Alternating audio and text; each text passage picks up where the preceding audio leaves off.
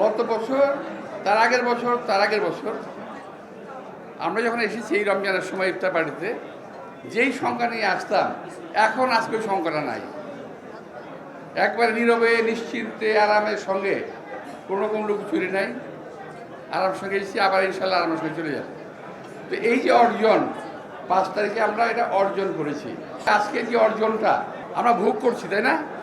এইখানে আমার যে মঞ্চে আমি যে টেবিলে আমি বসছি, এখানে আমরা 1 2 3 4 5 6 7 8টা দল আমরা এখানে আছি এই মুহূর্তে। এই টেবিলে আমার টেবিলে, যে টেবিলে আমি বসছি, এছাড়াও বিভিন্ন রাজনৈতিক দলের নেতৃবৃন্দ আছেন না, সবাই এনজয় করতেছি আমরা একসঙ্গে।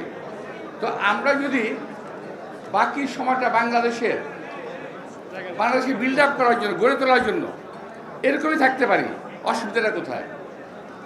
আমাদের তো কোনো অসুবিধা দেখি না আমি, কিন্তু কৃত্রিমভাবে অসুবিধার সৃষ্টি করা হচ্ছে, চেষ্টা করা হচ্ছে।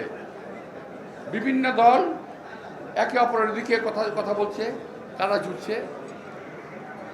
এই জিনিসটা ঠিক না। তাহলে 5 তারিখের যে আমাদের আন্দোলন, আমাদের বিজয়, এটা নিঃশেষ হয়ে যাবে। কিন্তু আজকে ইফতার বাড়িতে আমরা যেমনি বসেছি, আমরা আগামী সকল কার্যক্রমে, নির্বাচন থেকে শুরু করে সরকার গঠন পর্যন্ত সব একসঙ্গে করতে চাই। আমরা দেশটাকে সুন্দর করতে হবে।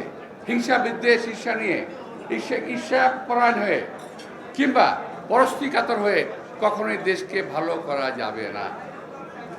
তাই প্রিয় ভাইরা, আমি বলবো যে এই যে আজকে একটা ছোট্ট হোটেলে আমরা আসছি, বহুবার আসছি, আগে বলেছি অনেক সংখ্যা নিয়ে আসছি, আজকে আসছি আনন্দ নিয়ে। তো এই আনন্দটা নিয়ে ঘর ফিরতে চাই।